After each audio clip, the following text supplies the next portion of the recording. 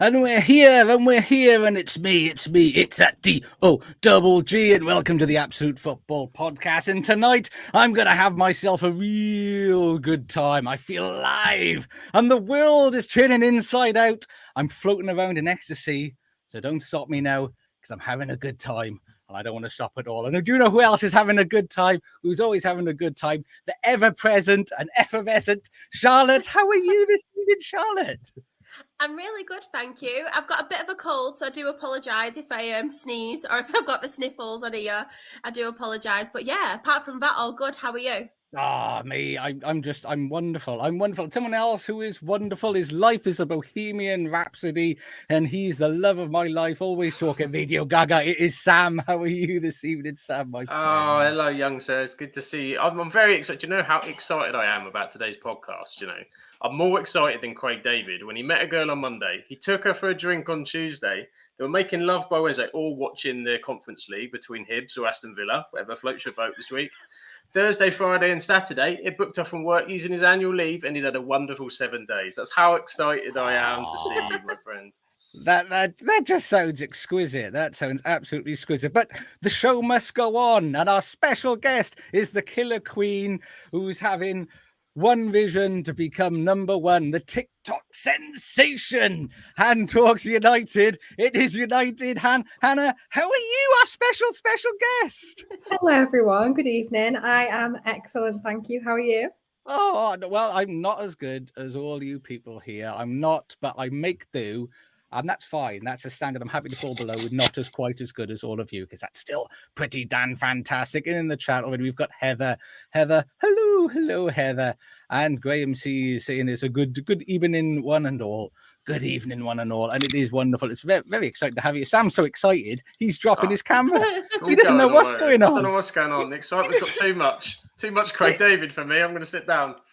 He just can't handle it. He just cannot hack the pressure at all. But for those of you watching live on YouTube, thank you very much. Those on audio platforms, Spotify, Amazon, and all that jazz, thank you. You people are listening very regularly. Those streamer numbers are doing beautifully, and we thank you very much. But for those of us who are here, please feel free to join in the chat. Ask anyone any question anytime you like.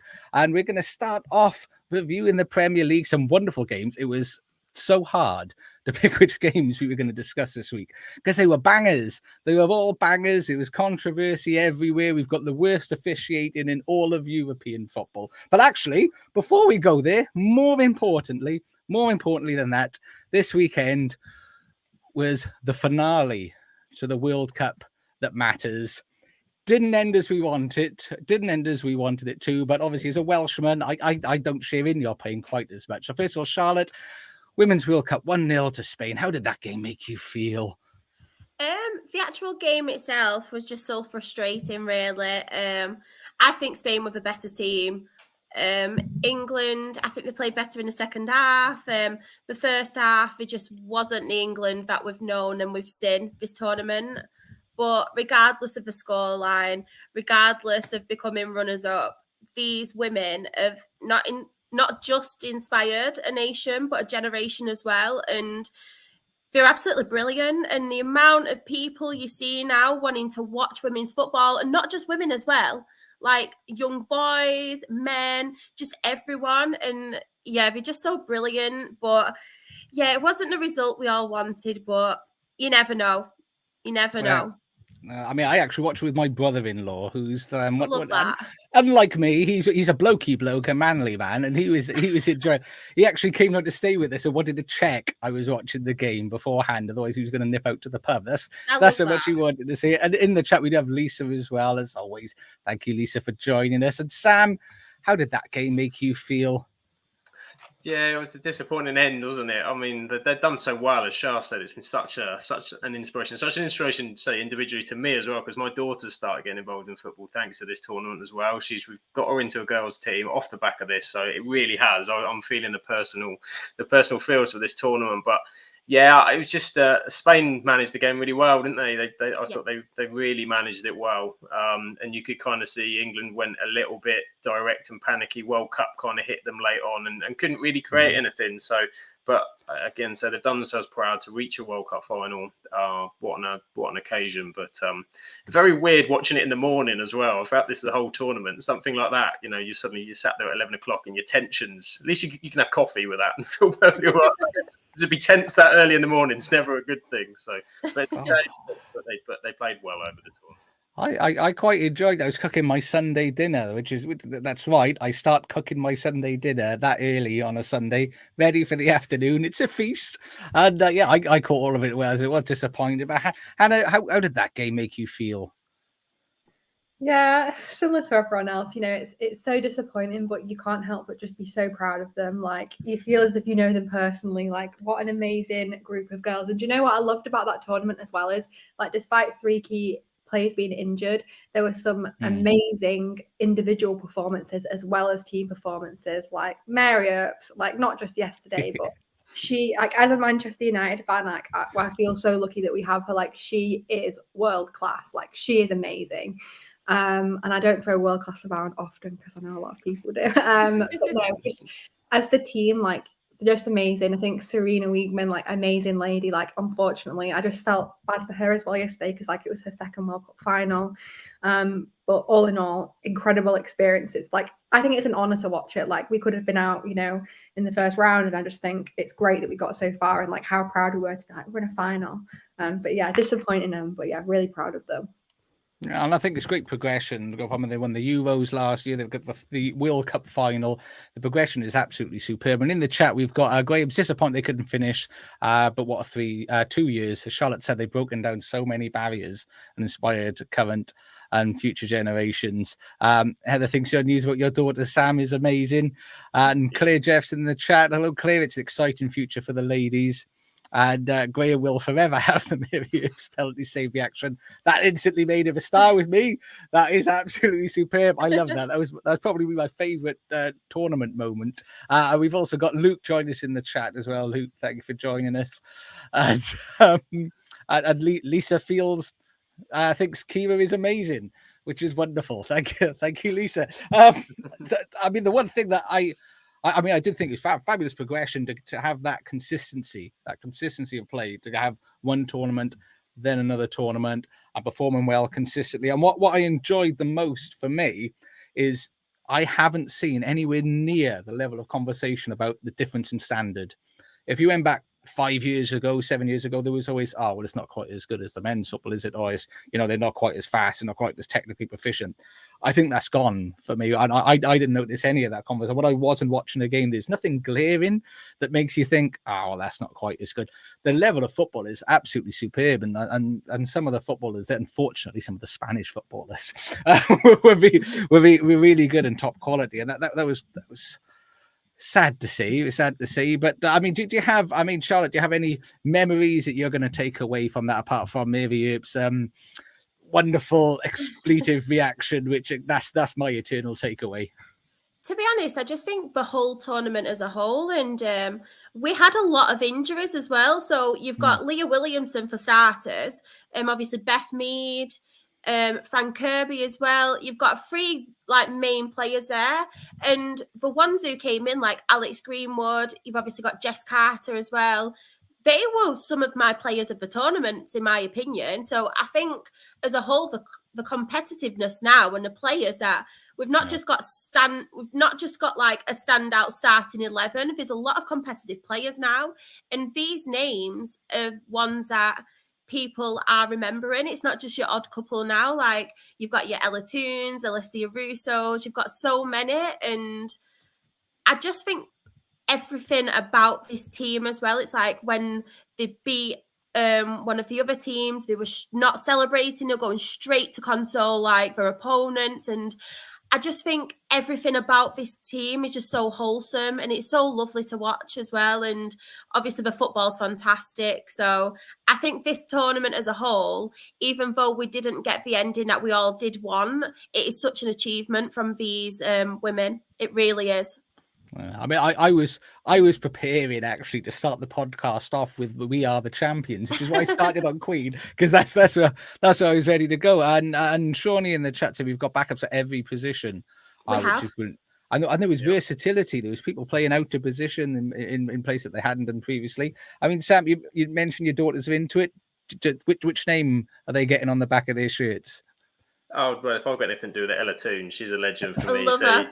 Man Love her. United through and through as well. So there's not going to be any other name, I think. But no, they were just impressed just to see it, just to see it, I think. And it was almost kind of that. It went from the initial tournament, surprised what the girls are playing, to kind of like, when are the girls playing? That was kind of the questions they were asking, and it was just really exciting to see that unfold and their reactions to it. I mean, 8 seconds into the final, my daughter said, "Spain haven't touched the ball. England are brilliant," she said. So yeah, absolutely dominated the first 8 seconds. So she thought it was in the bag, and then she not happy afterwards. But yeah, it's just fantastic. As you said, the squad was so deep. They had injuries and they managed it really well. And you just thought it was going to come together. The Lauren James redemption arc. You had Alex Greenwood with the bandage around her head at the end. You thought Mary Ertz with the penalty save. This is all.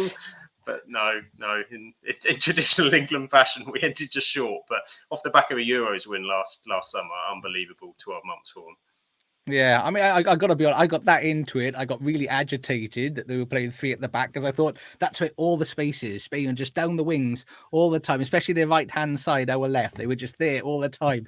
And I got so agitated that did frustrate me. Another thing that frustrated me, though, is, I mean, we'll touch on the officiating towards the latter end of the game. I can't remember the Spanish player, but she should have been sent off for time wasting. She was on a yellow card, and you could see that the ref did a double take, and there was like, oh no, that's a bit mean, and it wasn't. She should have been sent off. I mean, Hannah, do you think that would have made a difference for us at that stage of the game? I think it's half an hour left. I think it could have made a difference. I mean, it's just one of those things that you just don't. I know, like at the moment, there's so many controversies with VAR, but you don't expect to see that in a final. And like, for example, that penalty, whether you think it was or wasn't, if it's taken that long, it's not a clear and obvious error. Yeah. And it's just like, why did that have to happen on a World Cup final? Because those fine margins make the biggest difference. So if she had gone off, with 30 minutes left, like anything could happen. Like, we could have found space, but I mean, they didn't play their best for sure, but it is frustrating when you see things like that happen. Like you say, the ref literally, and then it's like, what are you doing? Like, if that was an England player, it would be out. So it was frustrating for sure. It was. I mean, we've got in the chat. I mean, Heather's saying the ref definitely bottled it.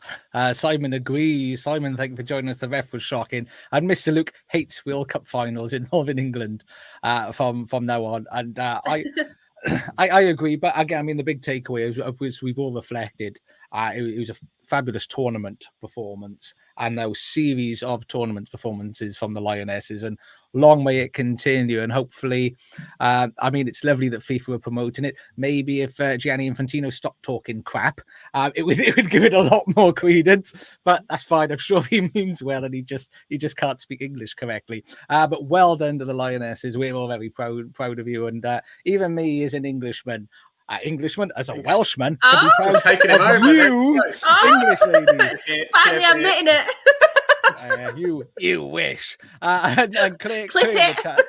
Yeah, don't clip that. I will. I'll clip it and edit it out. But the ref wasn't the best, but off the ball, they have to win it by being the better team. It was. I mean, in Spain, congratulations, Spain. They did play really good throughout the tournament. They were some silky football, and I'm sure they were elated after being knocked out by England in the Euros. So swings and roundabouts, but it's a fabulous standard. It's really good to see that, and hopefully this will continue, and the interest continue to grow and grow. And well done to the Lionesses, and well done to all of you for being wonderful sports. And moving over, then we're gonna. I can't think of any transition that works smoothly into the Premier League footballs, so I'm just gonna go into it. Our first game we're gonna look to cover was Wolves 1, Brighton 4. Another fabulous performance by Brighton. Sam, how did that game make you feel? God, the seagulls are flying again. I love Brighton. I absolutely love what Brighton have given to the Premier League this last kind of, well, even beyond the last 12 months, to be honest, almost last sort of two and a half seasons. I mean, okay, you have to take into account they played a Wolves side, they played a Luton side. There's tougher games ahead, but they had a great record against the top six last season. So who knows what they're going to do. But if you see one goal this weekend, Matoma, oh my word, the Matoma goal. It was almost the jinky hips. It was almost Maradona-esque the way he was kind of was slaloming through at pace. He's absolutely exceptional. He's one of my favourite players to watch in the Premier League, Matoma. But also don't sleep on Solly March either. The turnaround that guy has improved beyond all kind of levels. I mean, he surely must be on Southgate's radar. I mean, I saw a stat, I think, involved in...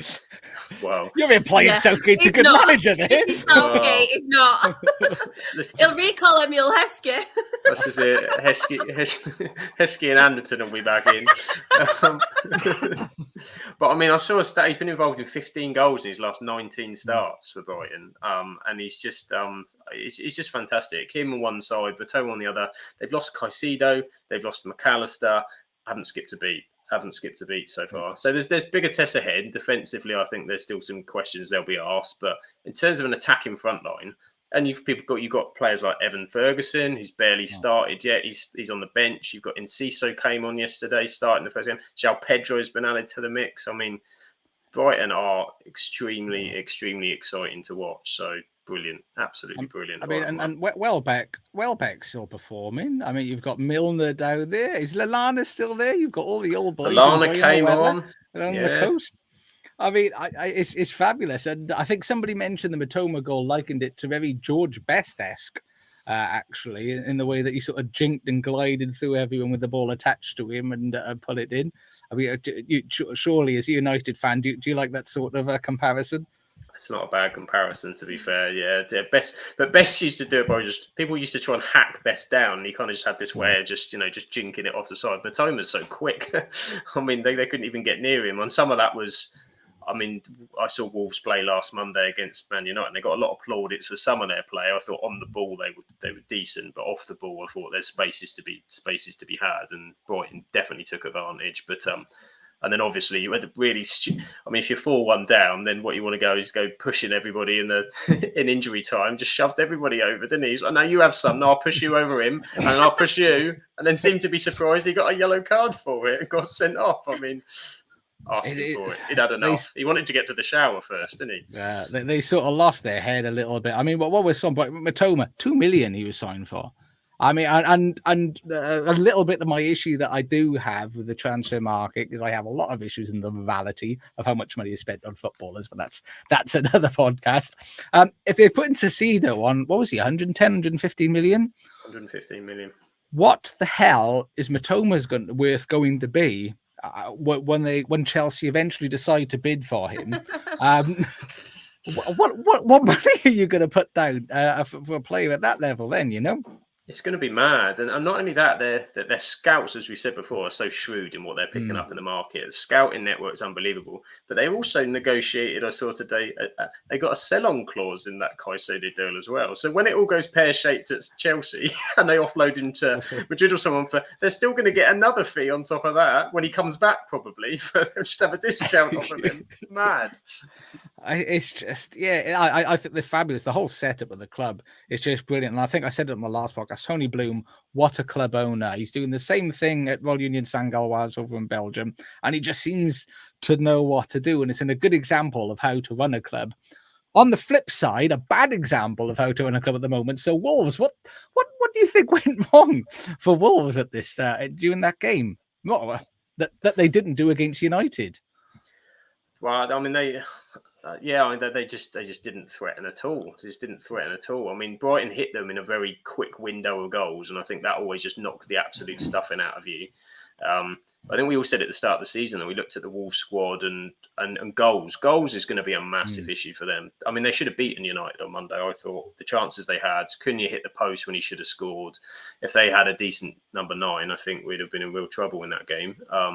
It's the goals that would be the big problem. Defensively, okay, Brighton aside, you think there's some players there. Kilman's not a bad centre-back, I don't think. Semedo was very good the other night. But Brighton are going to do that to a lot of teams. So that's, I think, the only hope they can kind of take from it.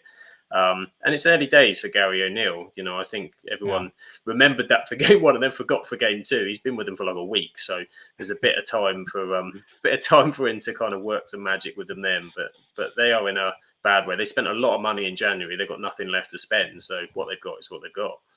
It is new. I mean, Heather's saying it's the Gary Neal effect. She's not giving him any grace. 2 games in, tough titty. He's having it off Heather straight away. And Lisa saying Cecino did not show up yesterday. No, he wasn't there. Shockingly, Cecino, no, he wasn't.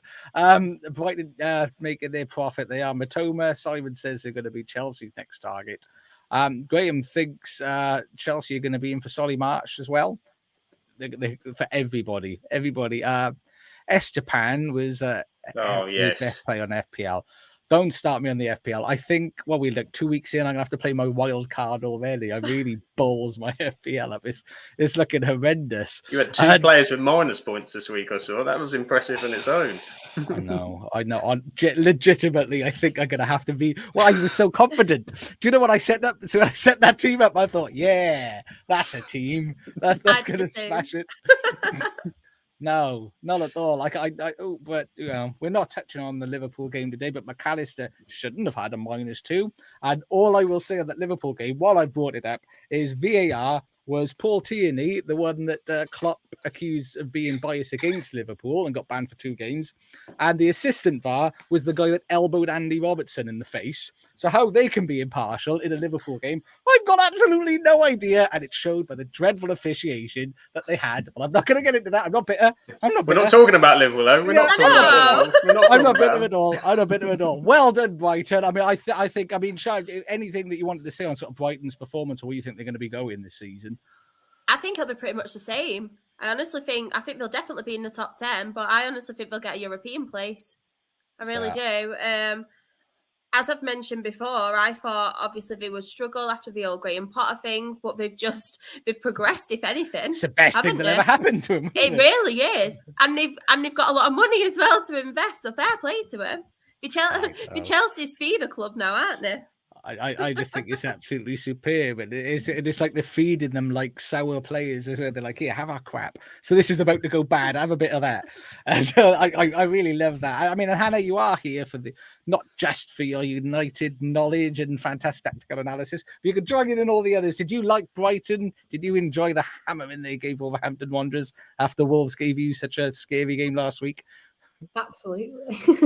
No, I agree with Shah and Sam. Like, they are so exciting to watch. If anything, don't want to be bitter, but I'm a bit jealous. Like, they are run so well, and then we've got a club like United, which is not. So yeah, I think Roberto De Zerbi, give it 6 months, he'll be the most sought after manager in football. Completely agree. I think apparently City want him after Pep, but I think he's gonna. Obviously, you have the confidence in Brighton that whoever goes, they'll replace him with probably someone even better. But what a job he's doing! Like, he really is. Like, everyone knows, like you say, Matoma got him for 2 million. So the way that they develop these talents and then obviously make this insane profit on them, it's quite admirable. And like you say, Tony Bloom, like he's doing what every other football club owner wishes they could do. So yeah, props to them, and just to watch them tactically, like the way they didn't give Wolves a chance on the ball, and it's just, they're so athletic and they're just so exciting to watch. And I think, again, Europe, it will be interesting, I think, to see how they manage with Europe this season and the Premier League. I don't think it'll hinder them massively, but I'm intrigued to see how well they do in Europe this season. But yeah, really lovely to watch. It's exciting to see where they go. Yeah. And I think how they do in Europe will impact De Zerbi's future, because as you said, I did see that he's actually been linked to both Liverpool and Man City, and people are saying, well, Pep's contract runs up first and maybe Klopp will fancy a season without Pep there. That would be really nice, but that'll be interesting to see what happens. I mean, and in the chat, Heather's bringing up the Liverpool game again. Bournemouth shouldn't have had a penalty. Don't know what you want about. Don't know what you mean. That looked fine to me. And I'm sure said he thought that was bad. Hey, but sorry, it wasn't my choice here that I put in to discuss the Liverpool game. I got vetoed. Blame Sam and Charlotte. That's all I'll say. But something we can all enjoy together, though. Something we can all enjoy together. West Ham 3, Chelsea 1. I mean, who fancies a giggle first? I've left this open on our notes here. This is for all to partake. Anybody, whoever wants to throw their shots in first for a giggle, you just fill your boots. Go on, Shah. You go first. Do you know what? I was actually expecting this.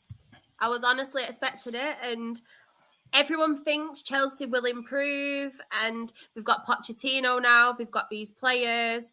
Obviously, they haven't got Europe, so it'll help them massively in the Premier League. I've heard it all, but I really do think that they'll have a similar season. Don't think it'll be as bad, but I don't think they'll do much this season. I think they still, I know they're splashing the cash on players, but I still think that they're short of a forward player. Yeah. It was all Raheem Sterling. All that game, where the attack came from and the chances came from, it was all Raheem Sterling. And I'm sorry, but it's just not good enough. It really isn't good enough. I mean, the only thing I think Jackson did was he did that cheeky little move to win. Was it the red card, the second yellow, that he managed to just dangle a ball for long enough?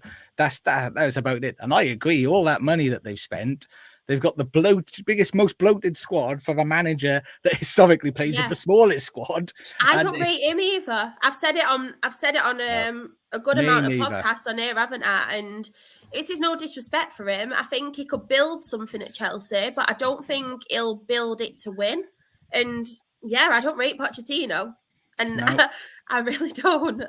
I mean, and I think in fairness, we're in the same boat. We both said he's a good top six. He'll get you into the top six consistently and build something that's nice and pretty. But no, but by virtue of the fact that he didn't do very well at PSG, which, to be fair, I think Sam, your daughters could quite easily pick up the reins at PSG and at least win a couple of trophies there. But yeah, he did do very well. But before we start praising West Ham, because we will, would you like to laugh at Chelsea?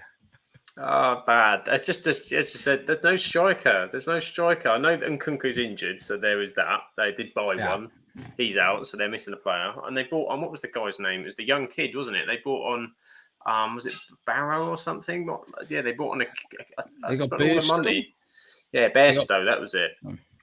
And I just, it's early days, isn't it? We know Chelsea is going to take some time to kind of put together, but with a 76%, was it possession?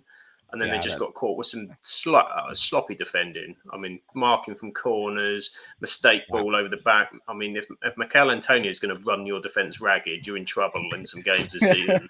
You're in some real trouble. Yeah. Best of luck when Brighton come to town. That's what I'm going to say. It's going to be challenging. But Sterling looked good, I think, from a Chelsea view, if you're looking for positives, and Chuck Wimeka, but he went off injured as well. So I think I saw Sterling's now won more penalties than anybody else in the Premier League. So there's a stat for you. I mean, you mentioned their defence. I mean, for me, they got Thiago Silva, and I can never pronounce his name correctly. I think it's a Disassi. Well, it was a disaster on Sunday. Disaster. I mean, if you watched him against Liverpool, he was responsible for the first Liverpool goal when they played us last week, and then again this week. He's taken a little while to adjust. Thiago Silva is older than my granddad. And so obviously the pace isn't quite there that he's going to need, and they are struggling. I mean, Hannah, as a United fan, surely you must like to laugh at Chelsea and join in our frivolity. Of course. And on Axel Disassi, I saw a tweet of someone say he's the French Harry Maguire. And I can only laugh to a certain point because Harry Maguire is still at our club, but I thought that was hilarious. But yeah, it's the one thing I just don't understand about Todd Boehly, right? So got rid of Tuchel early on in the season last season, brings in Graham Potter, and then obviously spending all this money basically just brings in a whole new squad. Like you say, you've got like over 25 people on the squad. It's insane. And then, okay, he's done some good business this summer and he signed some good players, but he's done the exact same thing. He has done the exact same thing. So it's like, it's very similar to what Shah said. I see them improving, but what is Todd Boehly thinking? Like, what does he think is going to happen when you're replacing your squad every week? Like, take the FFP out of it, take off the insane money they spent on Caicedo. Like Enzo and Caicedo yesterday, I know it was a bad performance, but they've spent that much money to concede a penalty and to miss a penalty. So it is quite laughable. I mean, I won't be laughing forever because I do think they'll turn it around, but it's right now from, a neutral's point of view, it's like when? Because Todd Boehly's just like getting the wallet out and doing all of this, but he's not really thinking, how am I going to form like a key squad here and not be chopping and changing every single week. And I also think Chelsea, like, it's unfortunate for them, but they've got a serious injury problem. And I think Todd Bowley's answer, he thinks, is just, okay, well, they're going to be off for a few weeks, so I'll buy a whole new player. And then you're just bringing in more and more and more. So, yeah, it's funny. But if I was a Chelsea fan, like, I'd be somewhat concerned by this guy's spending for sure. It is crazy. I mean, they bring in obviously Caicedo, Lavia. I mean, they tried to bring on Elise by activating a release clause in his contract, and they've all players which they don't really need loads of central midfielders. They don't really need more wingers. They could do with a central defender and a striker, and it's a little bit strange. But you forget as well, they've already got Noni Madueke, who's a talented young English winger. I think he was 19, something like that. He's got him they can play on the wings. The guy whose name nobody says correctly, I understand, Mudryk, Mikhailo, that guy out on the wing. I mean, I've not seen him used correctly. It's really strange. I mean, and in the chat, we've got some, let's just pull out some Chelsea comments. Lisa saying all the money that they spent, and they still need a striker. It's disgusting. She's disgusted. And Luke saying, Chelsea never learn. They don't. And Simon saying Poch doesn't stand a chance with Bowley playing Football Manager with all the signings. He is very excited to sign all of the players, all of them. He wants them all. Graham saying from a personal point of view, he's really pleased to say Burso, come on, another product off the Charlton Academy, despite what they said on Sky yesterday. Don't pay any attention to what they say on Sky. They don't know what they're doing. And Sean saying Todd has lost the plot. He has. He's gone a little bit crazy. Do you know what is funny though? Most of these new players, they have got an 8-year contract. So will this be the Chelsea for 8 years? Will we be able to laugh at them for 8 years? I mean, Cucurella's not even playing, is he? No. It's mad. And I think, say, touching on the FFP point, so it's such a risky strategy, isn't it? I mean, because of the way they kind of amortize the costs and whatever, they need to be able to sell them for value to then be able to keep this up. And these players are only they're like a car that you buy, a new car off the market. It's depreciated by 50% by the time they put a Chelsea shirt on at the minute. Unless Saudi Arabia come in, they're struggling. Yeah, and that amortization only counts while the player's there. The minute that he goes, all that money is boshed on your balance sheet. Yeah. So the minute they sell, Cucurella, if they decide, Caicedo has another couple of games like his debut, and they decide let's cut our losses, bang, that 110 million, that's on your balance sheet immediately then, and that is unnerving. Caicedo's debut, let's not be too harsh. A debut is quite difficult, but Hannah, that didn't go particularly well, did it? No, it wasn't just the penalty that he gave away, but he was just shocking yesterday. Do you know what I think about Caicedo is, he's kind of been like the big dog at Brighton, and like now he's at Chelsea, and I don't think for 1 minute he will flop per se, but like you just saw him make challenges yesterday, like so cockily, like thinking that he was automatically going to win these duels. And it's like, no, you're on a different team now. And obviously you can see that there's no structure in Chelsea's team compared to the likes of Brighton. He's gone from a very, very organised manager to a manager that's just started, and he's got this guy playing Football Manager, as everyone says. So yeah, it wasn't a great debut at all. Like I say, I don't think he'll do badly, but in this squad right now, it's hard to see where he's gonna, come in and fit in a particular system, because I don't think they know what their own system is. That's how it would look. Yeah, I mean, it's an excellent point. I mean, as a Liverpool fan, you'd like to think I'd like to laugh immediately at how poorly he did. But I mean, I do agree. He's coming from a team where when he was at Brighton as well, he had McAllister next to him, and he had his midfield partners. It's a good midfield. At Brighton, he's come into midfield now. It's just, it doesn't fit. Nothing really fits together. Right, and as you said, it's a new tactics. I mean, all the players are basically almost new. It must be like a little bit in training. At the start of every training session, they're like, right, let's go into the circle, introduce yourself, give us, your name and one interesting fact about you. It's like Nottingham Forest last season, isn't it? It's like every week they're bidding for a new player. So every week someone else new is coming. It is crazy. I mean, Graham's saying I quite like this. Start a sweepstake. How many managers will these players have during their 8-year contract? Wow. That'll be good. And what Tony to remember is Chelsea can only register 25, not 50 players, as shown in the chat. This is true. But I mean, I saw a quote as well, actually, from Poch. I think he said that he kind of left it to Caicedo because he's only been there, 3 days since the deal went through. Yeah, and he said he told me he was ready. I mean, I Oh, would well, care that's for it that then. performance. Possibly not. Maybe. Well done. Man management, that Poch. That's great. He said he was ready, so I'd put him in. Excellent. Yeah, maybe exactly. some training sessions first. You just said, yeah. Yeah, he said he was Get George used to his Weah. kit. Let's just play him. Do it. It's just one of them. But I mean, let's give some props to West Ham, who, to be fair, were dominated in possession. Were dominated by most of the stats. But what they did well, they were a nuisance. And James Ward-Prowse, what a lovely, lovely signing. I mean, Sam, that tells you what they're going to do, surely. And doesn't he do it well for 20 odd million?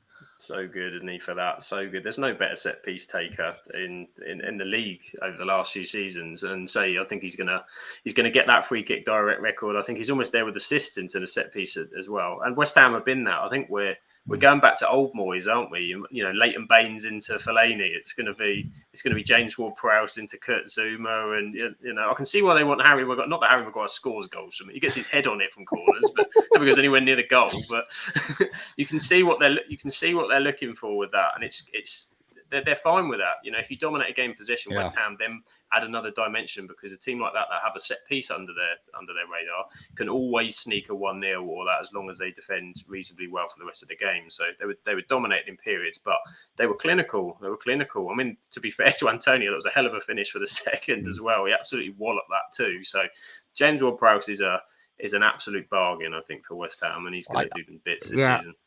I just couldn't believe it when I saw how cheap he went. And I mean, don't get me, I don't think he would have fitted for Liverpool, for example, but I thought surely there were other teams. I mean, I tell you, could have done Everton could do with him. I'm like no one's business. But I mean, another point. I mean, Shah, I don't know what you thought.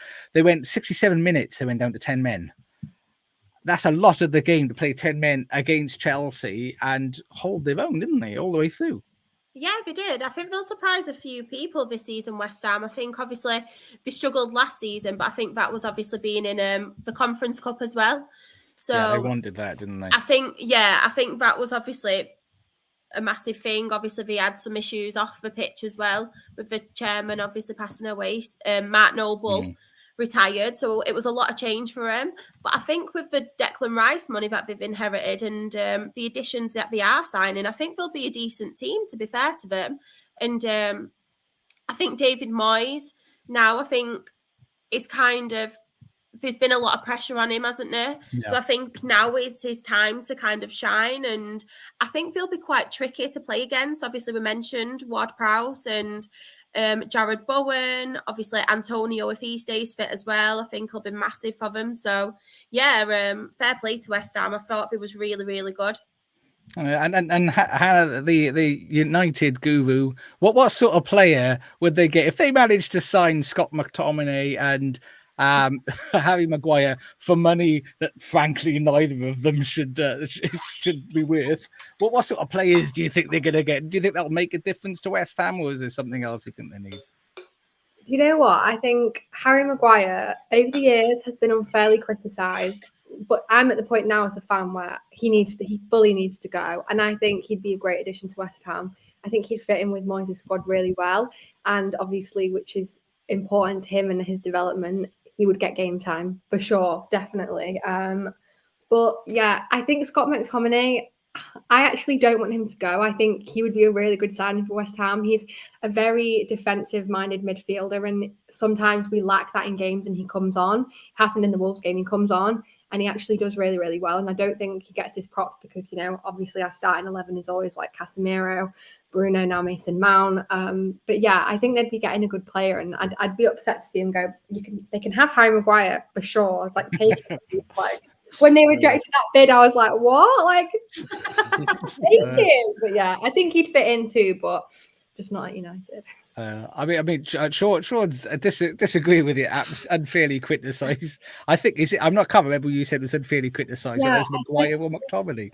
I meant Harry Maguire because, like, more on the fact that he's been like terrored by Manchester United fans. Like, there was like a bomb threat at his house. Like, he's just had some like insane things happen to him, and like he's been treated unfairly, should I have said? But yeah, he's on the pitch not the best. So off the pitch, don't threaten to blow people's houses up. That's all. If they do bad on the pitch, give them grief on the pitch. But yeah, well, I agree. We should leave that stuff behind, really. Shorty said George Laporte caused so many teams headaches, which I agree. Lisa thinks he was a great signing. She's saying McTominay, absolutely superb. And Lucas updating is still 0-0 at Crystal Palace and Arsenal. I mean, while we're here, Sam, do you have a prediction for Crystal Palace Arsenal? Oh, well, I think it'll be 0-0 after 40 minutes, I'm honest. I'm not sure about the remaining 60, but Good shout. I think Arsenal will win it, maybe 1-0. Yeah, and we're going to hold him to that at the end. And if it's not 1-0, we'll make him do some sort of forfeit. Grace at West Ham showed Chelsea how to be clinical in front of the goal, how to deal with the transfer market. They schooled them, and I quite like that. I thought it was a very good performance by West Ham. And David Moyes making the big choice as well, dropping the goalkeeper whose name has escaped me. Who was their number one last year? Fabianski. That's it. Yeah. Dropping him for Aviola. That was a big call, and he did it, and he's got it right so far. And we'll see how long Flappy Hansky's going to be happy to hang around there. But another team, not just Chelsea struggling in the transfer market and on the pitch, but Everton struggling just everywhere. Charlotte's favourite, her predictions are going to be for Europe for this team. She sees big things for not Aston Everton. Villa. She thinks Everton are rubbish, Kira. That's not me. That's what Charlotte said. Aston Villa 4, Everton 0. Charlotte, how did that game make you feel? Right. I don't want to be mean because I absolutely love Kira to bits and everything. But watching Everton yesterday, I seriously, we're only 2 games in as well. I want to change my predictions to who's going down because they were honestly. No, I don't mean to sound mean as well, but they were honestly awful. You get your true colours out, Charlotte. There was just nothing about them. They struggled in all aspects. I think, don't get me wrong, I think Aston Villa play some really good stuff, and they have been playing some really good stuff. But I think Everton were pretty spineless. It wasn't a great performance at all from them, and Calvert-Lewin, obviously, as well, going off. It's not a great sign. Again, it's not good. It's like deja vu every season for them, and I feel like it's getting worse and worse. And I think they have to get some signings now. They really do have to, because if not, I don't think Daesh has got the goods to keep them up. Well, I really don't.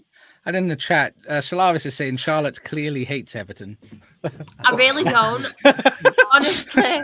I promise. No, honestly, I promise. I've got nothing against Everton, but I just, watching them yesterday, I thought, wow, this is really bad.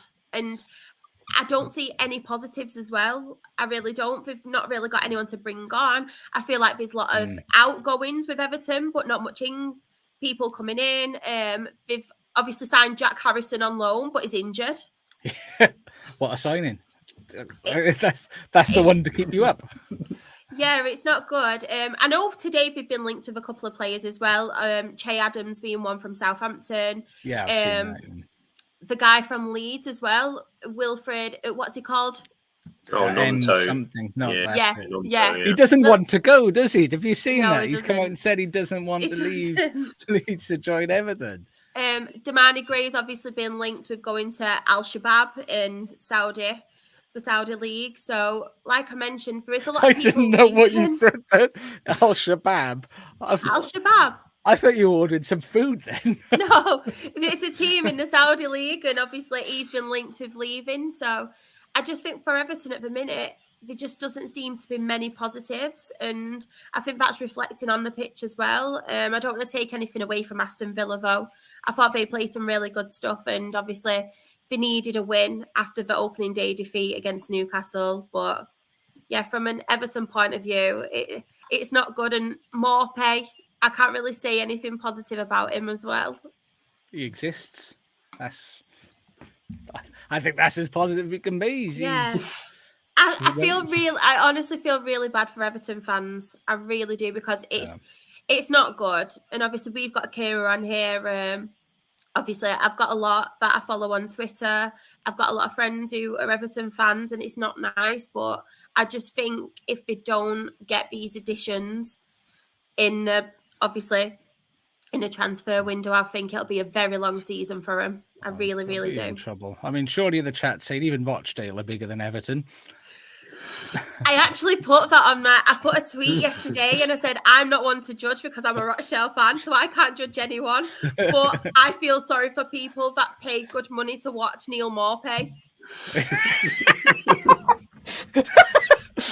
Good money or just money? Like, people work their asses off week in, week out and spend the money on watching Maupay. And I only watched him yesterday, and it's not good, is it? Charlotte was big in Sky asking for money back. What the hell was that? I think we should give him the money back. Poor Everton fans. I do sympathise. I have seen in the chat Everton were very poor yesterday. They don't seem to have any confidence. And Simon's saying they need a striker. They can't understand why they didn't bid for a guy whose name I can't say. So for our audio fans, I do apologise. It's something like Gakouez, isn't it? Is it Victor Gakouez of Coventry? Yeah. There you go. And, Graham thinks Maupay should change his name to no Maupay. But I mean, I agree. The worrying thing is there isn't, like you said, there's no one to bring on. There isn't stars anywhere. I mean, what the hell has happened to Tarkowski and Michael Keane, who were pretty solid defenders a couple of years ago? Ashley Young's a weird signing. Didn't play that bad, to be fair. To be honest, out of all the players yesterday, I can kind of see him like trying, and I think he'll be quite a good signing for him this season because I did see glimpses, and I think his experience will be vital. But it's not about one player, is it? Especially a defender. Yeah. No, I mean, so actually, I think he's an exceptional professional, Ashley Young. Yeah. But I do think he's got to be a squad player for them. You don't want to see him. I mean, I think he forgot he was playing for Villa with that throw in at the end, didn't he? That he put them in the throw. But I mean, I think he's a great professional to have around, and maybe someone can help. But they're just devoid of any. That defence was by far the worst I saw all weekend. The gaps, the holes, the mess, the coordination. And they've got Sean Dyche trying to put it all together. We know he's quite good at doing that, but I don't know. They've got a real problem, and I feel for DCL because I mean, he's just had so many bad injuries. And so, as we learned when we talked to Matt Jarvis last week, which you can watch on Friday, little promo for you there. I'd interview Matt Jarvis talking about injuries as a footballer. It must be super hard on DCL, who was in the England squad, and it's just every time he seems to get back, he's gone again, and it's hurting Everton, but must be devastating for him as well.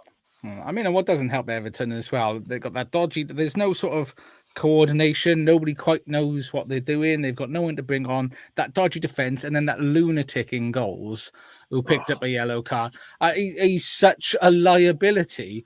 I mean, I've been saying it for years, and everybody thinks it's Liverpool bias. It's not. It's because he's a bad goalie who is a lunatic. Well, he's also Ben Foster's been in the news twice this week. Once because he's retired today again, but two, Pickford took his record this weekend for a number of penalties conceded by a goalkeeper. Pickford now has an all-time Premier League record. So he's frightening. I mean, and in the chat we've had Matt from Football United join in. It's lovely to see you, Matt. Thank you for joining us. Lisa wants Ashley Young to go to Saudi Arabia. And do you know what my worry is for Everton now? Like, obviously, when a team is struggling, but when a team's struggling, you can kind of see them picking up points against the other teams who you feel will be struggling.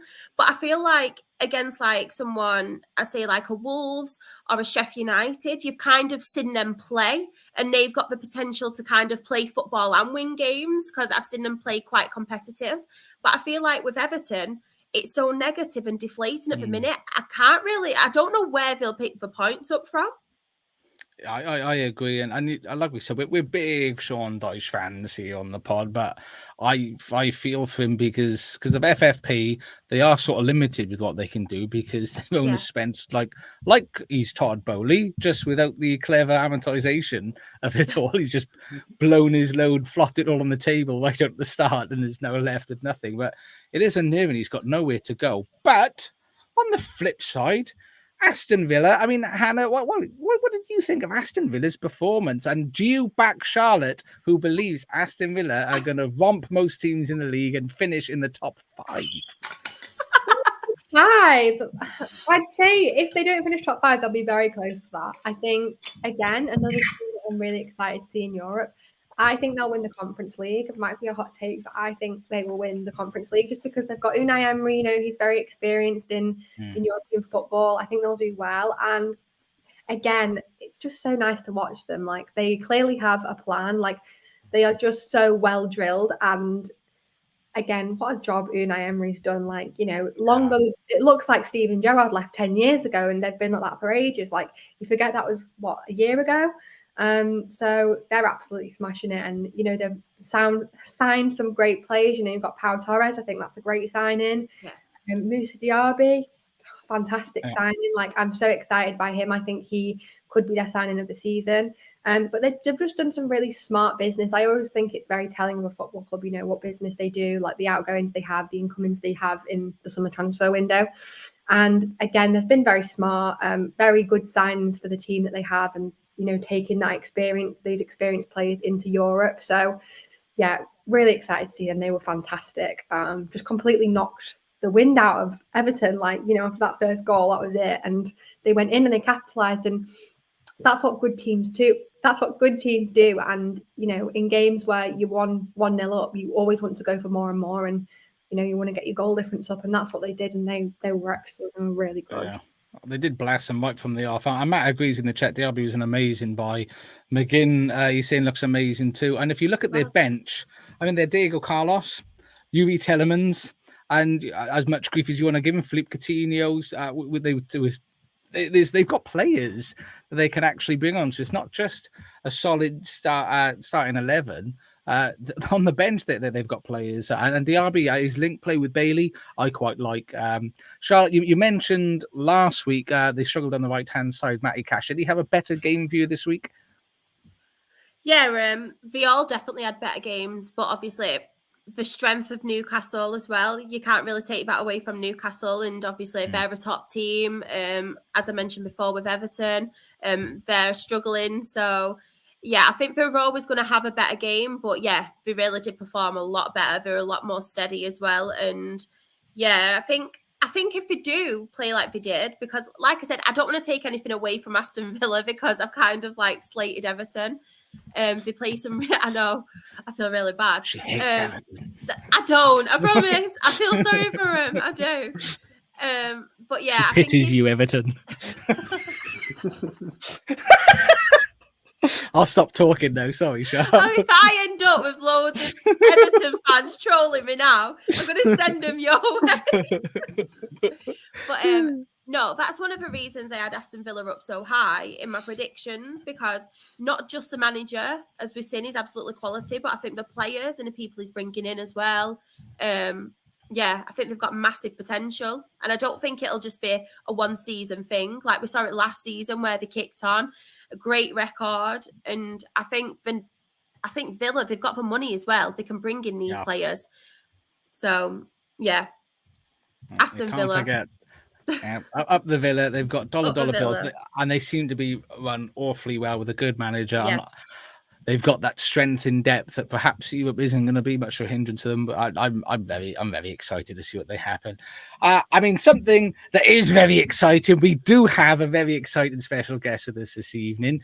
And feel honoured, Hannah, we don't often have special guests on our Monday pod. I think the last special guest we had on a Monday pod is being on Sky TV in a show on the BBC in a movie with Emilia Clarke, and is currently in his own stand-up show at the Edinburgh Fringe Festival. So feel honoured. You're in a sound company. I'm loving it. Thank you. It's But the exciting point is that you get to talk about the fabulous performance this weekend by Spurs as they defeated Manchester United 2-0. Any jab in right in there. How did that thanks, game Josh. make you feel? I can't wait to come on again after a Man United. Where do we start? I mean, do we start by saying how good Spurs was, or do we start by saying how poor Manchester United was? However your heart wants to lead you. You just follow your heart. My heart is sad at how Manchester United are playing football in the last 2 games. I mean, so I'll start with the starting 11. So I was saying earlier in the week, we need to have a change in the midfield and the attack compared to the Wolves game, because the midfield, there was no chemistry, it didn't work. Same on the attack. So I was thinking Garnacho, he's amazing, but as a substitute, I thought he will come off the starting 11.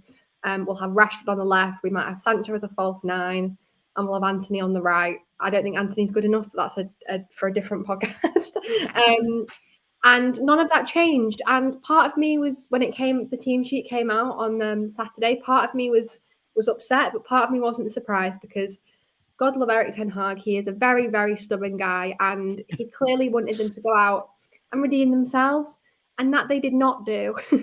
And I'm not saying, I know everything, but I just knew if the same starting 11 went out, the same thing would happen, because our away record from home against the Big Six is shocking. And I think it was a big ballsy move by Eric Ten Hag. I think it was a big risk to not make any changes. And it proved him kind of wrong there. And as much as, I think he's been a great manager, his in-game management recently has been questionable. And as a fan, it's really hard, because he's making substitutions, but he's making them half an hour too late. So the first goal was like the 51st minute. So I thought first half we dominated. We were good. I thought, this looks a lot better than it did on Monday. I literally tweeted, oh my God, we look so much better. And then come half time, I don't know what happened. After that goal, we just looked lost. The midfield was completely ran through.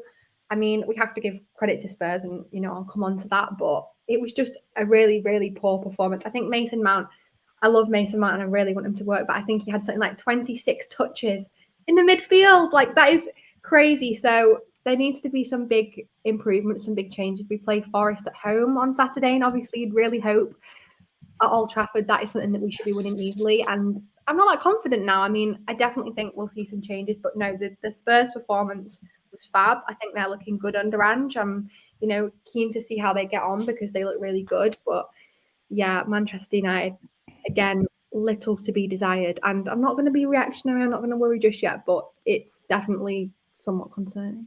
I mean, and you mentioned Eric Ten Hag being stubborn, and that's something that sort of stood out. And his away record, I mean, it's a away record actually, not just against the top 6. I think if you look over last season, his away record isn't fabulous. But for me, I mean, and you've mentioned it already, Graham's mentioned it in the chat there. Casemiro seems to be struggling a little bit at the moment. I mean, I'm not quite sure what's going on there. But for me, that midfield 3 doesn't work, where you've got Mount and Fernandes. They almost seem to want to be doing the same thing, which can work in some teams. You can have that sort of anchor point, which would be Casemiro and those 2 up there. But Fernandes doesn't play very well with others in that position, and Casemiro, it's difficult for him to play this. As a result, Mount, really, McTominay for me should be playing alongside there. I mean, what are your thoughts on that midfield triangle that you've got going on? Yeah, I think long term, to look at it, it is concerning. This is why I'm really hoping, we get our act together in the next 10 days and sign Amrabat. Like, that hopefully is coming within the next few days, or we're in trouble, because that midfield 3 does just not work. Like you say, they're Bruno and Mount are trying to do the same job, and it's just counterproductive. And Casemiro is on his own in the midfield, and I feel bad for him. He's had a lot of criticism in the last few days, and I think he's the least of our problems. I really do. I think our problems lie with how Mount's going to work. But one thing I will say about the formation and the squad the last 2 games is I think it's unfair to really, really criticise them, because Rashford, Mount, Bruno, they're playing out of position somewhat. Yeah. And it's really frustrating, because Martial's fit. Sancho is a better false 9 than Rashford is down the middle. Rashford makes magic on the left. So what confuses me is Eric Ten Hag has said in pre-season he prefers Sancho as a false 9 than Rashford as a 9. So why aren't you doing that? Like, I think he's so set in his ways of this is what I'm going to stick with, and he has his favourites, and again, it's like very frustrating to see, but it's hard to kind of see where that midfield is going to work. So I agree with McTominay. I think I would have preferred to have seen him in the starting 11. I had him on my starting 11 for Saturday just because of the way the midfield was on Monday.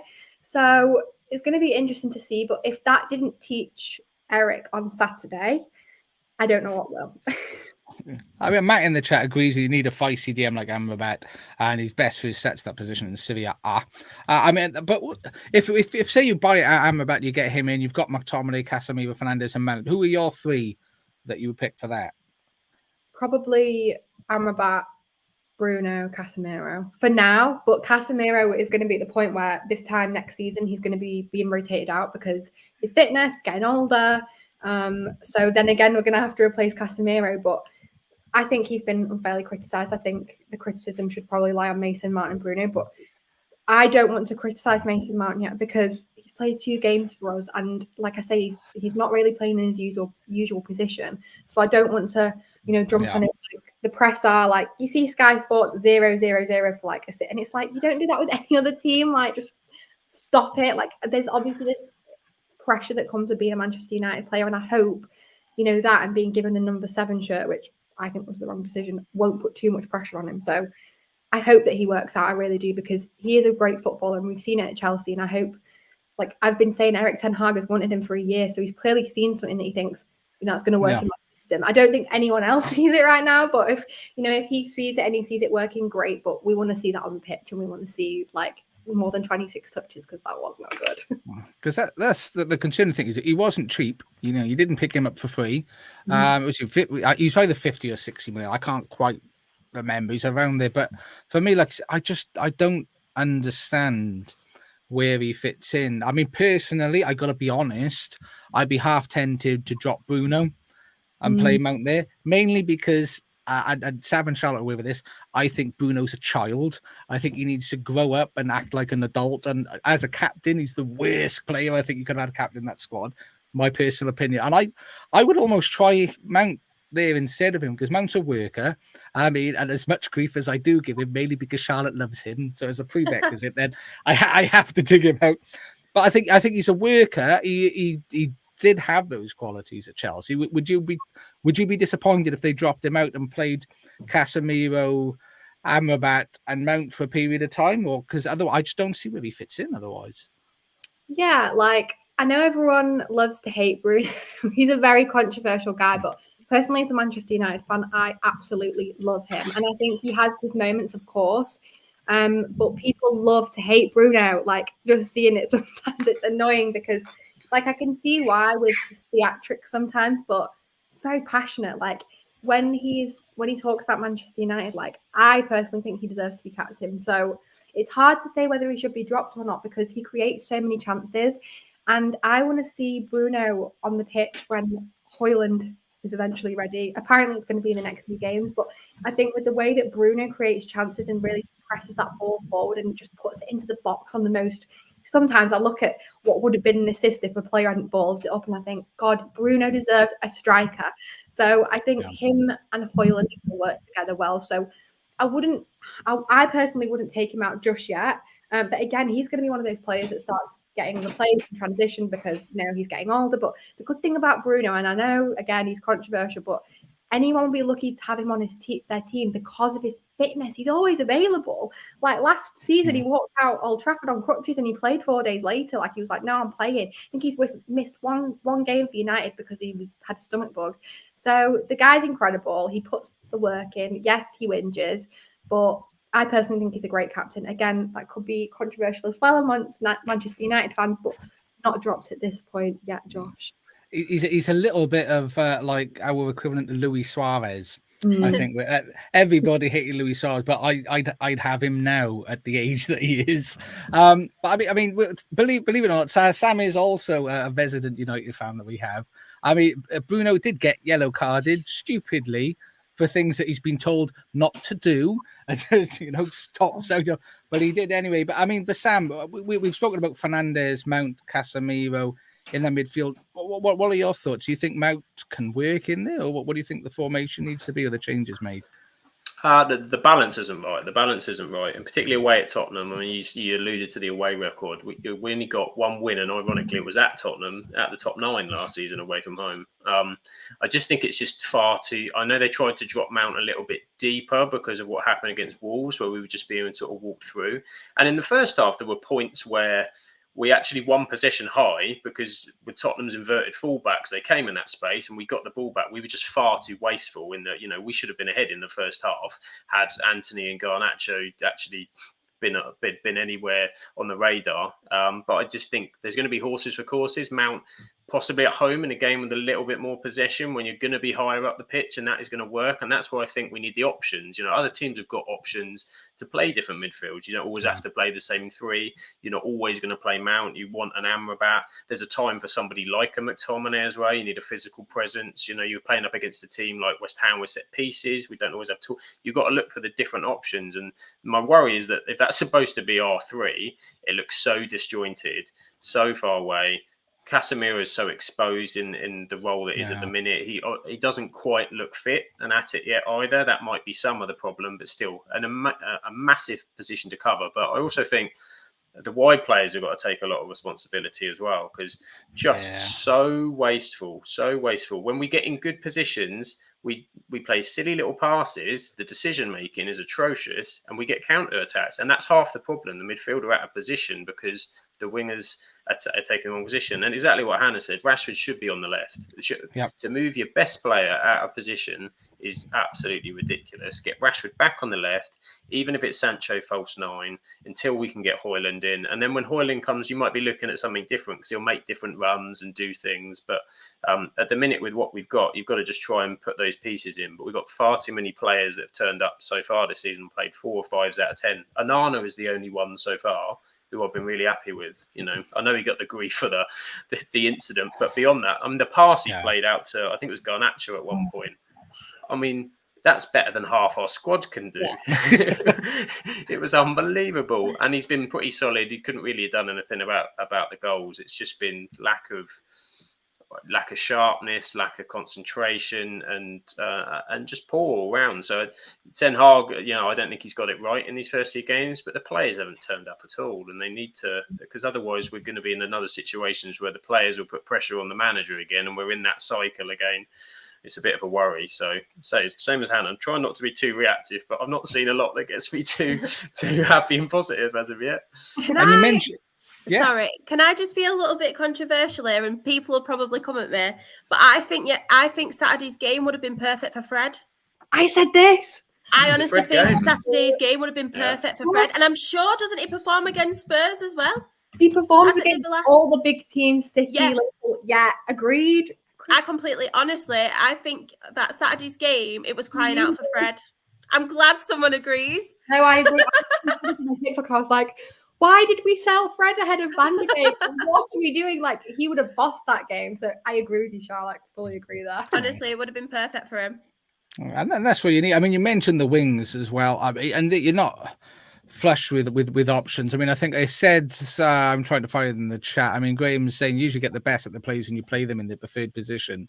And again, because I agree with you, and obviously I'm not a United fan, shockingly enough, but I don't like to see good teams performing as they shouldn't do. But Rashford should be on the left. But Anthony is poo. Can anybody make a case for him being anything other than poo? Because I don't see the purpose in him. Does he have a function, Hannah? I was so like, oh my God, give him a chance. Like last year, I was like, no, we're giving Anthony a chance, especially after his first 3 games. Like he scored in every game. So I was like, oh my God. And then when he dropped off a bit, I was like, new league, all of this. I was the first person to be like, leave him alone. But now I've given up with him. I think he's going to be our biggest flop since Harry Maguire, to be quite honest. And it's scary. I think Pellistri and Amad Diallo should be starting ahead of him 100%. I think he's awful, isn't he? He is awful. His decision making in the final third is so poor, and I'm sick of him with that bloody same kick with his left foot. Honestly, he's a nightmare. And I don't know why. Do you get the same as me, Hannah? He cuts inside on the left, you're going, don't do it, don't do it. And you go, done it again. And do you know what? It's because he scored that kind of goal the first game against Arsenal. Now he's like, I can do it every time. Like I said, I really wanted him to work, but he needs to be benched for Pellistri because Pellistri runs in the box. He's direct. He's everything that Anthony isn't. And when you think about how much money we spent on him, I can't really think about it. But he's bad. And like I say, I wanted to be like, yeah, it's gonna work. And I will say, I can't remember whether it was on this podcast or our predecessor podcast. When they signed him, I said the day they signed him, his stats are poo. He's overrated. He will not do what you want him to do. And I got slated. I gave him grief for that stupid spin, and I got slated for that. And I'd just like to say to everybody that gave me grief, as ever, I was right and you were wrong. Because I just don't get him. I don't get his purpose. A broken clock is right 2 times a day, Josh. There you go. I tell you, I'll take 2 times a day because it's 365 in a year. So that's a lot of times being right. I think with Anthony as well, he's saved himself in Erik ten Hag's eyes in a lot of ways because he scored in the knockout against Barcelona.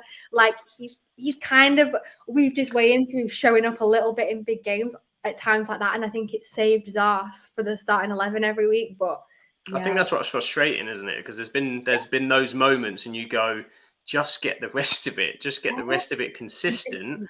And then you got these moments on top of it. But if you're not producing the moments, you're not doing anything else. And as you say, Pellistri is someone who works hard, he's direct, do something different. And maybe, I mean, Anthony's still young. He seems like someone who needs a lot of coaching and needs to be taken out and come back in. And we haven't got that luxury at the minute. He needs what? Yeah. Do you know what he needs? He needs Fergie. That's what he reminds me a lot of a poor man's nanny. That sort of play, the needed somebody to sort of bring him up to a standard because I didn't rate Nanny very much when he came in, but Fergie got him chugging to a standard. And that's the thing that I personally, I don't know. I don't watch him every week. I don't really, and it doesn't really matter to me. He can stay rubbish forever. He's got a subscription with MUTV. Macclesfield United. That's all. But I mean, we have spent a lot of time in United, obviously, because we have a guest of honor here.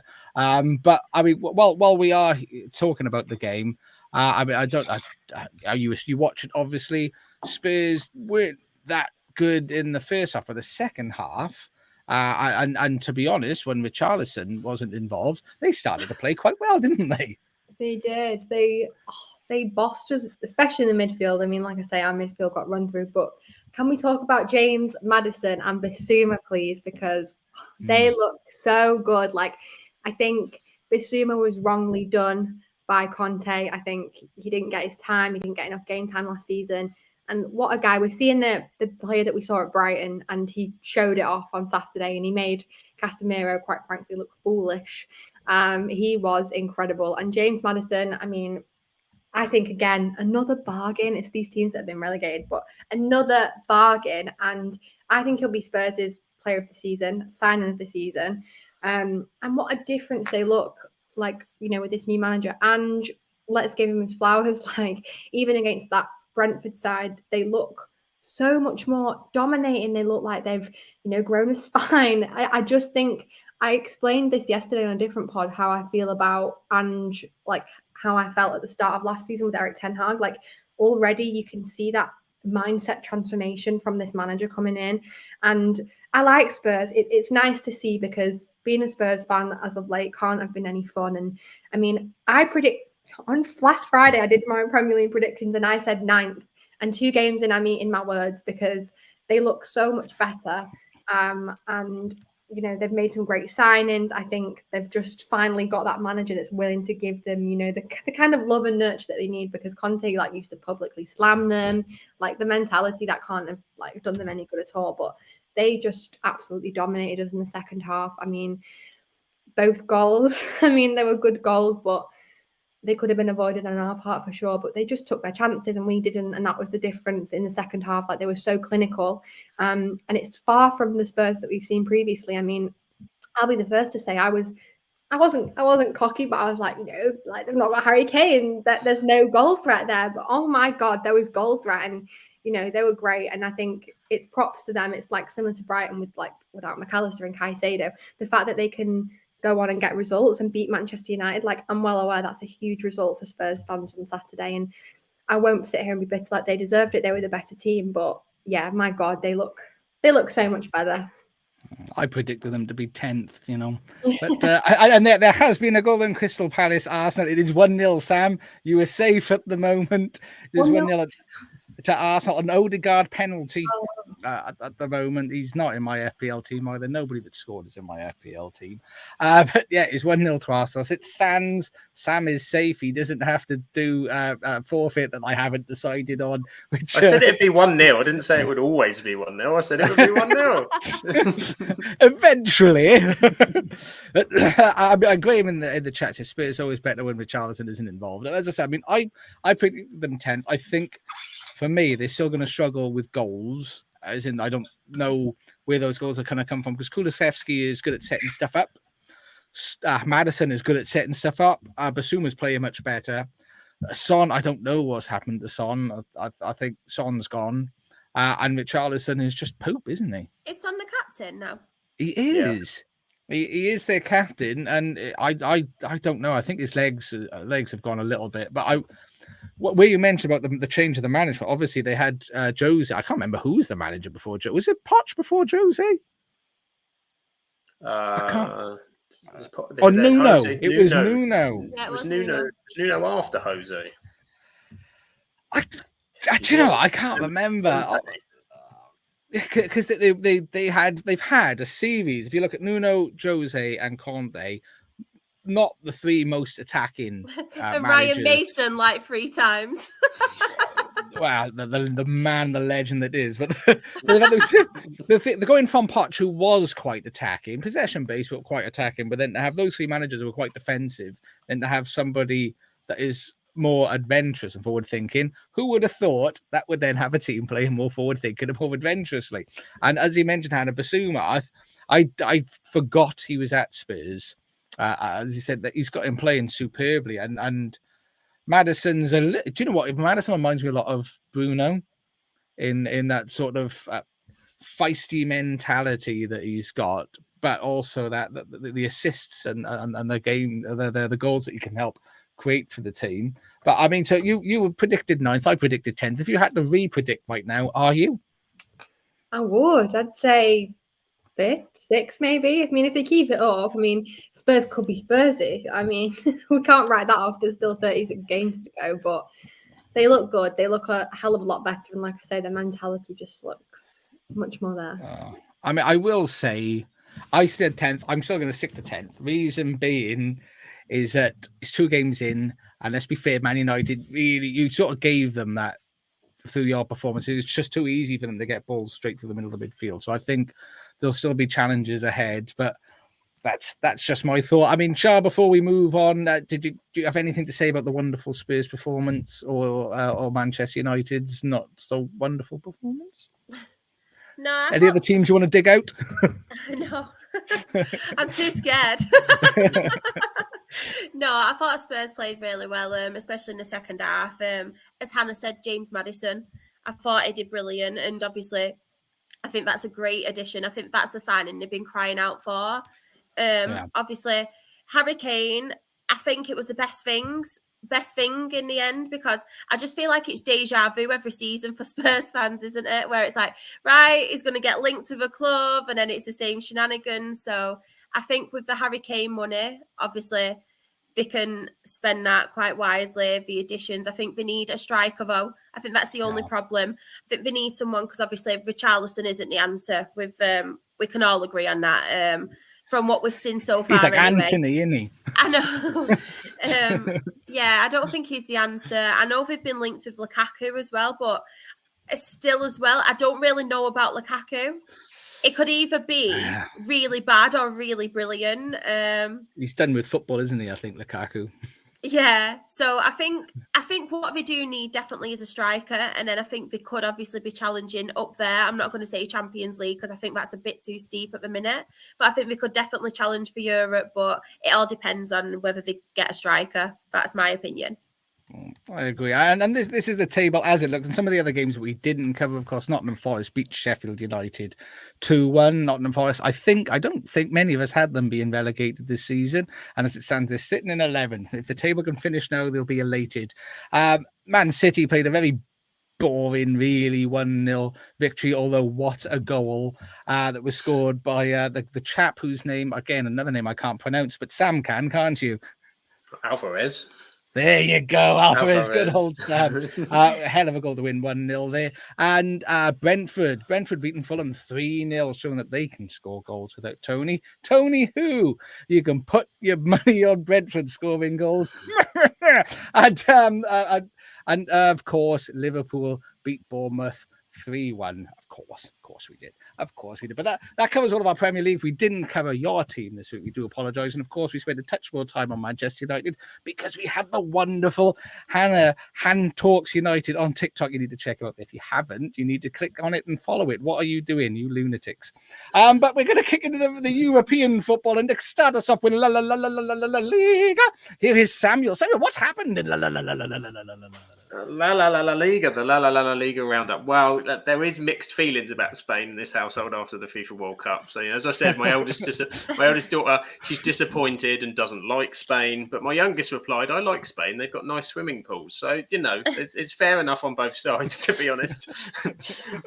But in terms of the football, now Barcelona drew last week. They were dull with a 0-0. This week they beat Cadiz with a 2-0 victory, their first win of the season. It was a cagey match. The opponent sat in, defended for the majority, and actually Robert Lewandowski did not have his shooting boots on. He was all over the shop up top. But Xavi's side, they seem a bit slow getting up to speed, but it's only week 2 in. They managed to get a win. But interestingly, handed a debut to Lamine Yamal, I think is how it's pronounced, who only turned 16 in July. He's just turned 16 and put an impressive performance in the right-hand side and there for Barcelona. So he's one to keep an eye out for as Barcelona got their first win of the season. Real Madrid made it 2 wins out of 2. And of course, Josh, there was a man who scored 2 goals. I know last week, I can't get away without mentioning him because he's so damn good. It was, of course, Jude Bellingham. Job Bellingham also had a fantastic weekend as well, but Shah will cover that on Thursday. Jude Bellingham scored 2 goals before assisting Vinicius Jr. at the wonderfully named Power Horse Stadium against Almeria. It's a beautifully named stadium. And he's looked impressive since his move to Madrid. Got an assist too, and that leaves Los Blancos top of La Liga. They are joined by Valencia, who took a 1-0 win over Las Palmas with a penalty from Jose Luis Garcia Valla. While in third, flying up the table, are my Girona, not your Girona, but my Girona, as they smashed Getafe 3-0 with 2 goals from Christian Stuani. If you remember, once upon a time played for Middlesbrough in the Premier League a number of years ago. But he's now scored 114 goals in 200 matches for not my Girona, not your Girona, but his Girona. So elsewhere, we have Real Sociedad drawing 1-1 with Celta Vigo. Athletic Bilbao defeated Osasuna 2-0. And Villarreal had a lovely trip to Mallorca in their yellow submarine to bring back a 1-0 victory. While Real Betis and Atletico Madrid bored the pants off of everybody on Sunday night with a Diego Simeone special 0-0 draw for everybody, which leaves 2 matches today. Alaves play Sevilla and Granada take on Rayo Vallecano to round up La Liga match day 2. Ooh, 60 times. And we're going to move to Syria. And of course, Lucas isn't here today to cover Syria for us. So I'm going to read what he has sent through. Oh, no, I'm not. I'm not going to read it. No, it's fine. No, you can read. No, it. you can read. It's no, fine. Charlotte, I haven't heard enough Charlotte today. I need more Charlotte in my life. Charlotte, what do you think happened in Syria? You're putting me under pressure now with my pronunciations. I'm really going to struggle. I'll balls up everything. I know. I did well with the Scottish ones, but obviously it was a Scottish Cup this week. So yeah, in Serie A, it kicked off this weekend, and at the top of the table we have got Fiorentina after their 4-1 win. In second, we have got Juventus, their 3-1 win away at Udinese. Juventus were convincing, played some really brilliant stuff. And yeah, I think they're ready to compete for the title. It was a bit of a statement. I know it is only opening game, but yeah, that's until they get a points deduction. No, unfortunately, isn't it? How many times do we think Juventus are going to have points taken away and given back this season? It was mental, that, wasn't it? It's so confusing. It's the Juve okie kokie, and here we go. Yeah. And then in third spot, we have Napoli. They won 3-1. Fourth in the table, we have Inter Milan. They won 2-0 against Monza, I think they're called. It's quite an easy one. Monza obviously lost to Inter, but they did show some really good football, and they've got a potential to compete, which is really good for them. But yeah, a brace from Martinez obviously sealed that game. In fifth, we have Atalanta, who also won 2-0. Sixth, we've got Lecce, which is kind of funny, seeing as though mine went off before. So yeah, in sixth place, they beat Lazio 2-1. Lazio did lose the first game of the season, and they looked pretty dull after losing. Is it Milinkovic and Savic? Savic Milinkovic, yeah. Savic Milinkovic. Seventh place, we've got Verona. They beat Empoli 1-0. So they make up the first to seventh place with their wins. Fiorentina are top on goal difference. Roma and is it Selenint? I can't say it. Yeah. Those guys. They drew 2-2, so they're in 8th and 9th place. Belotti's impressive performance for Roma with 2 goals. I think he had to do it because apparently last season he didn't score any, did he? He had a goal this season, so I think like Belotti as well. Yeah. So it did have a point to prove. So yeah, that's good for him. And considering Abraham is out till January as well, so Belotti at least is off the mark now. It's a better season than it was, and it's only the first game. So well done to him. Earlier this evening, Torino drew 0-0. So they take the 10th and 11th spot. Bologna versus AC Milan is tonight, and they were currently 2-0 up when I checked. I think Giroud got a goal and assist. Oh, he's a beautiful man. I love Giroud. Yeah, I love Giroud.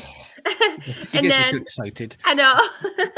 And then all the rest are on 0 after their losses, but the bottom 3 after the first week are is it Sassuolo? Yeah. Genoa, and then Udinese are at the bottom. And that's Serie A. So what wonderful work by Charlotte. Thank you very much for Serie A.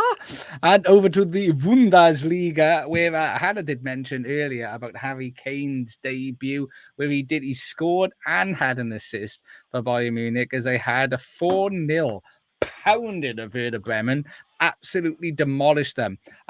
All the German outlets are really waxing lyrical about Harry Kane, his presence on the pitch, the way he communicate with the rest of the team. Apparently, he was passing the ball well, tracking back. He had an offensive header in the first half where he cleared the ball away. And then he scored a quite a lovely slotted goal. He did score. And then he also had an assist, I believe, for Sane. I can't remember. I've got nothing in front of me. I'm off the top of my head. But a really good game. I think he played the first 60 minutes before being substituted off. They genuinely are thinking that he's going to be scoring sort of Lewandowski-style goals for Bayern Munich. So there's a lot of expectation for Harry Kane, and even being interviewed where they were talking about, what titles do they think that Bayern Munich are going to win this year? You're sort of like a deer in the headlights thinking, winning things? Oh my days, I've never done that before. But one of the games that stood out for me was as well Union Berlin, who, if we remember, were leading the Bundesliga for the majority of the season last season before Bayern Munich spoiled it for everybody by just doing what they normally do and win, and Dortmund spoiled the league. But Union Berlin, who were leading the league for the majority of last season, won 4-1 against Mainz, and again, very dominant performance. They've actually made some very shrewd signings. Union Berlin spent money quite well, the European money that they've got, and it doesn't look like they're going to be falling away this season based on this one-off performance the first game. They played really, really well, and they keep themselves up there in third position at the moment. Another game, though, that stood out for me was my friend and yours, the most attractive midfielder ever to grace the game, who could stick a football up a Nat's backside from 200 yards away. Xavi Alonso's Bayer Leverkusen won 3-2 against Red Bull Leipzig. Red Bull Leipzig, who, if you remember, smashed Bayern Munich in the German Cup last week. They beat them 3-2, and although it sounds tight, the performance was superb by Bayer Leverkusen. Again, they've made some very astute signings. They've also got Granit Xhaka back in midfield, a bit of grit in the midfield there, and they perform really, really well. And it looks like Bayer Leverkusen are going to pick up from the good form that Xavi Alonso brought to them. Again, if you remember, they were in the relegation zone when Xavi took over, and he got them right up to where I think they finished sort of 5th, 6th last season. So they could be threatening to perform well again this year, and I really hope he does well, and all the big clubs leaves him alone, lets him manage in Germany and do wonderful things there. Borussia Dortmund beat Cologne, that not the stuff that you spray on yourself, but the City 1-0. Not a very convincing performance for Borussia Dortmund. They really sort of struggled throughout that game and just sneaked it. A lot of dogged determination there, but given how they fell away last season, right at the death, and they could have won it, it seems to be that they're suffering a little bit based on their performance here. But again, they won 1-0, and they're up there in 7th position at the moment. It is only one game. The only things that really stood up then as well was Stuttgart. Again, if you remember, Stuttgart, another team that performed well last season, beaten Bochum 5-0.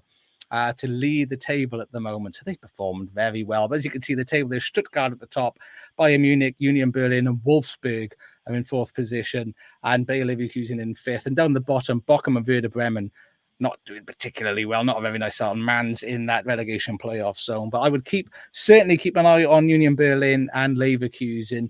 Those are going to be very interesting stories, which I cannot wait to follow in the Bundesliga. Whoa.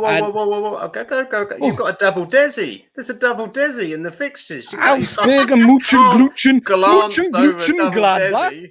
What? You know what? Because I haven't looked at it because it didn't stand out to me. I didn't get as excited as you did. You know, I see a double Desi from a mile away. I never miss a 4-all draw. There's a double Desi in the Bundesliga meet well, and I didn't want everyone to miss out on that unbelievably exciting There was. fact. You know, let me. I'll have a quick look to see if I can pull up any stats on Mönchengladbach and Augsburg. No, I can't. I can't find anything exciting, really. There's lots of sprints and lots of runs on here. I don't even know who scored the goals. Couldn't tell you, but it was a double Desi. Next time I spot one, I shall let you know, Samuel. Don't you despair.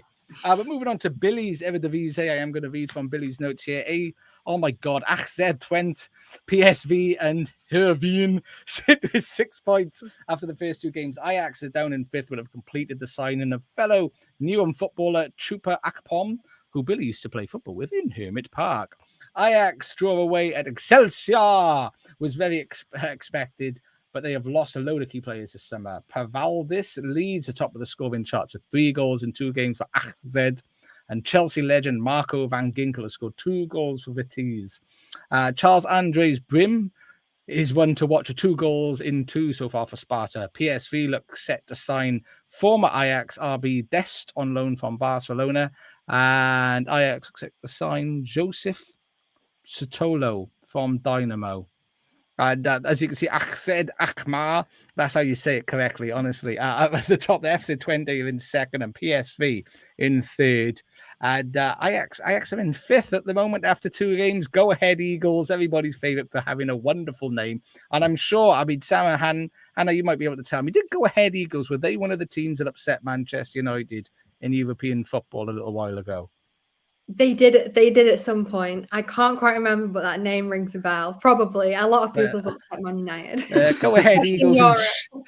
Go Ahead Eagles and Sheriff. They are the 2 teams I can remember upset United at some point. It's the name. That's it. It's the off-putting names. And in 6th place, Excelsior and FC Utrecht at the bottom there. And then they have 2 playoff positions at the bottom from a team that I am not even going to try and say in 17th position. Shah, do you want to have a go at that one? No. 17th position? No. Sam, do you fancy having a go at the 17th position team? I'm going to go with Walwick. RKC Walwick. Do you want to try that one, Hannah? 17th position, RKC.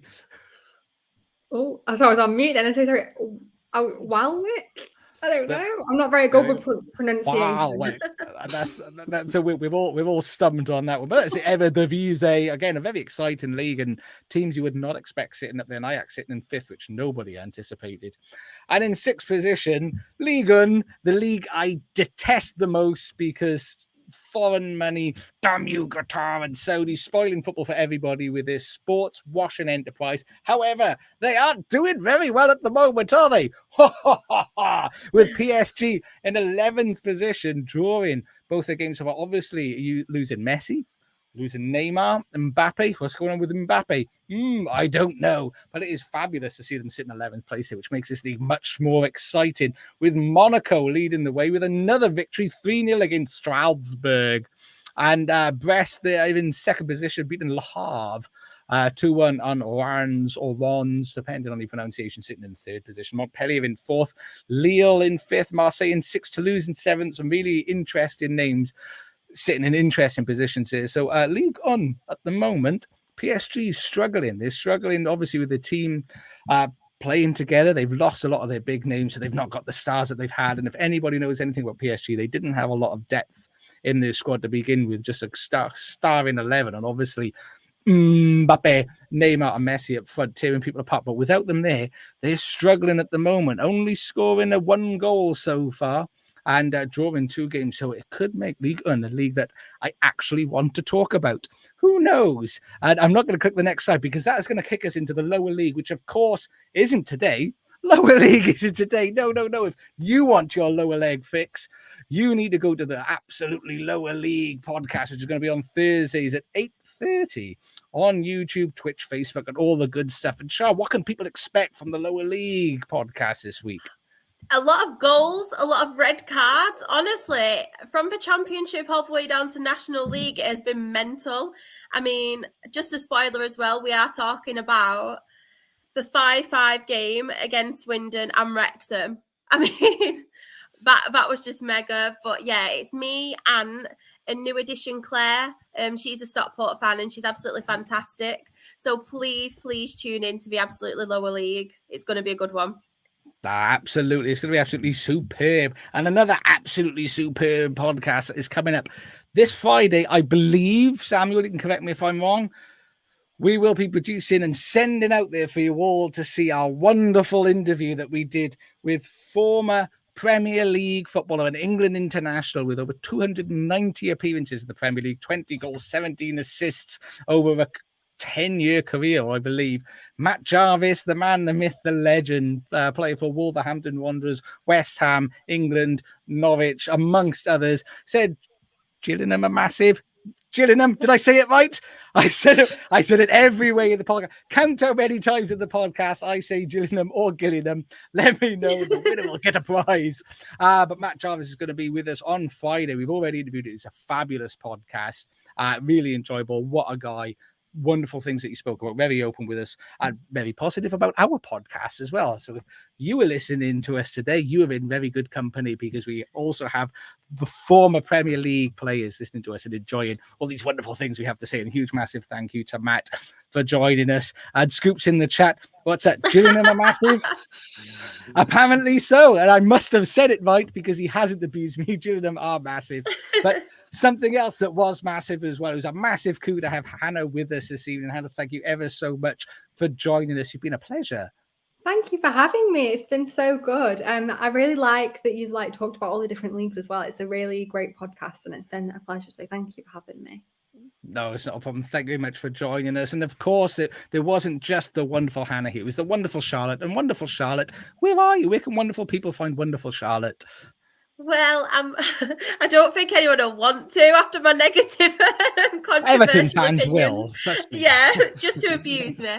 But you can find me. I'm most active on TikTok, Twitter, Instagram. I am on Threads as well, but I never use it. But if you want to follow me on them all, I'm Sharex RAFC. And you can also check out my Rochdale Her Game 2 stuff. That is Rochdale HGT on all of them socials. And if you want more football talk, I am live on Thursday at 8:30 on the Absolutely Lower League. Superb. And Sam, of course, people are going to want more Sam in their lives. And why wouldn't they? So where can they find you? Where can they find me? I'm under the handle Up the FM Ducks. It's all one word, Up the FM Ducks. It's on Twitter, it's on TikTok, it's probably on Instagram and other stuff. There's a football website I'm working a lot on at the minute, which is upthefmducks.com. Funnily enough, it's all Up the FM Ducks. That's what we started with. It's what we're sticking with. So you can find me there at any of those places. And of course, after listening to the wonderful analysis and the Manchester United talk, how the people are going to be desperate for more Hannah. So where are you? Where can they find you? Thank you for asking. That's a good question. So my Twitter is at UnitedHan, which is in the little box that way, bit here. And then my TikTok. So my TikTok's more football in general, not just Man United. So it's Han Talks Football, but the link's in my Twitter bio. Make sure you check it out. And a massive thank you, Hannah, for joining us as well. And if you want to follow me for some sort of reason, which most people who like to give out abuse on social media, they love to follow a little bit of me. I am FMFO_official on Twitter, Twitch, YouTube, TikTok, all of that jazz. I might even create content on there at some point. Just for reference, Arsenal are still winning 1-0 against Crystal Palace. Tommy Asu was sent off for the 67th minute, but as we've got to the end of the pod, it is still 1-0. Nothing negative for Sam to have to do. But of course, we do ask you, please do follow the pod on all of the socials, everything you can find. Twitter at Absolute Ball Pod, TikTok at Absolute Football Pod, Instagram and Threads, Absolute Football Podcast _ on Facebook, the Absolute Football Podcast. They're all different because some names were taken. For scoops for the abuse he gave me the other day, they're all different because some names were taken, and there's a character count, and Absolute Football Podcast has got an awful lot of characters in it. But make sure you follow it, make sure you hit like, subscribe, follow, all of that jazz. Do it all. Thank you very much. Don't forget to check out Charlotte on the Absolutely Lower League podcast on Thursday, 8:30 on this channel. Thank you very much for joining us. TTFN and ta-ta for now.